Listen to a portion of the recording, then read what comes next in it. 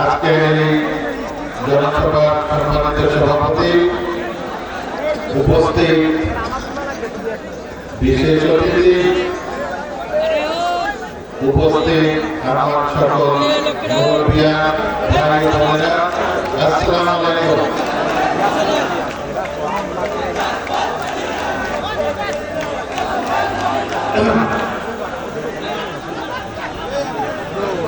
আমি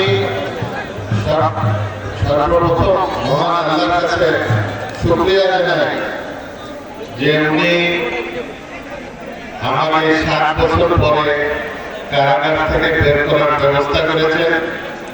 আমি স্মরণ করি সেই সকল শহীদদের, সেই সকল আহতদের, যোদ্ধাদের, যারা এই 16 বছর ধরে এই ফ্যাসিস্ট সরকারের বিরুদ্ধে আন্দোলন করে ফ্যাসিস্ট সরকারকে বিতাড়িত করেছে, যার কারণে আমি কারাগার থেকে বেরোতে পেরেছি। আমার নেত্রী বেগম খালেদা জিয়া কারাগার থেকে মুক্ত হয়ে বিদেশে চিকিৎসা করার জন্য যেতে পেরেছে। আমি স্মরণ করি আমাদের মাগুরা, আমাদের যে সকল নেতা এই গত 16 বছরে ইন্তেকাল করেছেন, আল্লাহ যেন তাদের ভেদ নসিব করেন। আমি আজকে আমাদের এই অনুষ্ঠানের একটা বড় অংশ ছিল 31 দফা, আমাদের বিএনপির 31 দফা, এই 31 দফা নিয়ে কথা বলার জন্য। তো আজকে আমার আগে নয়নের যে বক্তৃতা দিয়ে গেল, মাঠ গরম করে গেল, এরপরে আমার বক্তব্য দিয়ে শোনা কেউ ধৈর্য নাই, তারপরে আমি অল্প একটু কথা বলবো। আমাদের এই 31 দফা যেটা আছে, এই 31 দফা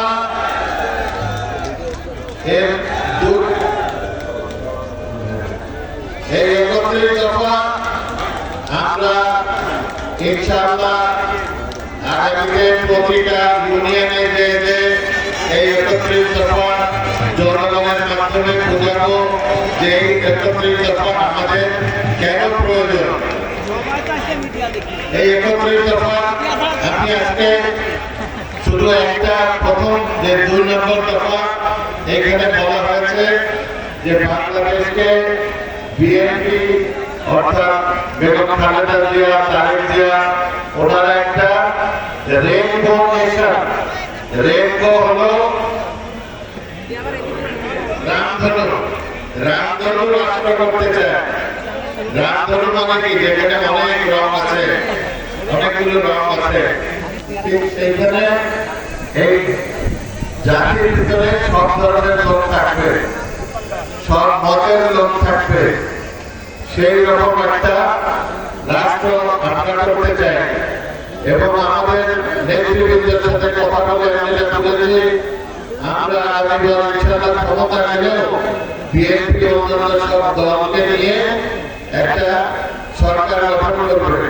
কারণ আমরা চাই সত্যিকার অর্থে রেইনবো নেশন কায়েম করার জন্য। এখন এই রেইনবো নেশন করতে গেলে আমাদের সবচেয়ে প্রথম যে জিনিসটা দরকার যে আমাদের ভিতরে কোন গ্রুপিং রাখতে চলবে না, মতের অমিল থাকতে পারে। আমার নয়নের মত এক নাও হতে পারে, ওনার মত এক নাও হতে পারে, কিন্তু আমাদের অবজেক্টিভ হলো একটা, সেটা হলো ধানের শীষ বিএনপি। এইখানে আমাদের গ্রুপিং করলে চলবে না। আমাদের এই নিজেদের গ্রুপিং করতে যে আমি কিন্তু গ্রুপিংয়ের শিকার। গ্রুপিং একজনের এমপি হওয়ার সব, উনি কাজী কামালকে কি করে ধরা যায়, কাজী কামালের বিরুদ্ধে বিভিন্ন রকম দুর্নীতি সবকিছু দিয়ে কাজী কামালের একটা মিথ্যা মামলা ছিল। দুর্ভাগ্যবশত এই মিথ্যা মামলায় আমার সাথে আমাদের নেত্রী খালেদা জিয়া এবং তারেক জিয়া জড়িত হবে। এই ফ্যাসিস্ট সরকার আমাদের বিরুদ্ধে মিথ্যা মামলা দিল। জনগণ যাকে চাবে, দল যাকে নির্বাচন করবে, দল যাকে নমিনেশন দিবে, জনগণ যাকে চাবে সেই এমপি হবে, সেই মন্ত্রী হবে, যা হওয়ার সে হবে। কিন্তু আমরা দলের ভিতরে কোনো বিভেদ সৃষ্টি করব না, করতে পারবো না। এর আগে আমাদের যখনই কমিটি হয়েছে গত 16-17 বছর, আপনারা জানেন আগে আমরা 1994 সালের থেকে আমরা প্রতিটা ওয়ার্ড ইউনিয়নে নির্বাচনের মাধ্যমে আমরা কমিটি করি। কিন্তু এরপরে সব পকেট কমিটি হতো। কিন্তু এবার কিন্তু আমাদের দলের থেকে সিদ্ধান্ত একদম প্রতিটা ওয়ার্ড থেকে নির্বাচনের মাধ্যমে ওয়ার্ড কমিটি করতে হবে, নির্বাচনের মাধ্যমে ইউনিয়ন কমিটি করতে হবে এবং এই সকল ইউনিয়ন কমিটির নেতৃবৃন্দর ভোটে থানা কমিটি করতে হবে।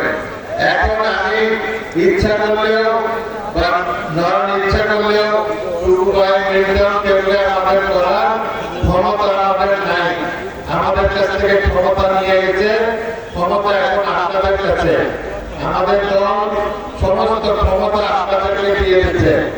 এখন আপনারা আপনাদের সঠিক নেতৃত্ব, সঠিক নেতা নির্বাচন করবেন আপনারা। বাংলাদেশে আমি তরুণদের উদ্দেশ্যে বলতে চাই, বাংলাদেশে তরুণের সংখ্যা হলো 60%। জনগণের প্রতি 100 জনের ভিতরে 60 জন হলো তরুণ। এই তরুণরাই আমাদের এই দেশকে এগিয়ে নিয়ে যাবে। তরুণদের ভূমিকা চলবে না, তরুণদেরকে আগামী নেতৃত্বে আসতে হবে। তরুণরা বাড়িতে বসে থাকলে খালি স্লোগান দিলে চলবে না। স্লোগান দেশকে কিভাবে সামনে নিয়ে যেতে যাওয়া যায় সেটা চিন্তা করতে হবে, ভাবনা করতে হবে, কাজ করতে হবে। তাহলে কিন্তু আমরা এই 31 দফায় যত কিছু বলা আছে এটা করা সম্ভব হবে। কারণ এই 60% লোক যদি অ্যাক্টিভ না হয়, 60% লোক যদি না চায়, আমরা ঢাকায় বসে যত কিছু চিন্তা করি না কেন এইগুলো কোনোদিন বাস্তবায়ন করা যাবে না। এই জন্য আমি তরুণদেরকে আবার বলবো, তোমরা আগে আসো, রাজনীতিতে আগে আসো, তোমরা লেখাপড়া করো, তোমরা নিজেদের ভাগ্য উন্নয়ন করো, তাহলেই দেশ আগামীতে উন্নত হবে। আমাদের টাইম হয়ে যাচ্ছে, আমি আর বক্তব্য দেব না। সবাইকে ধন্যবাদ। খুদা হাফেজ। বাংলাদেশ জিন্দাবাদ, বাংলাদেশ জাতীয়তাবাদী দল জিন্দাবাদ।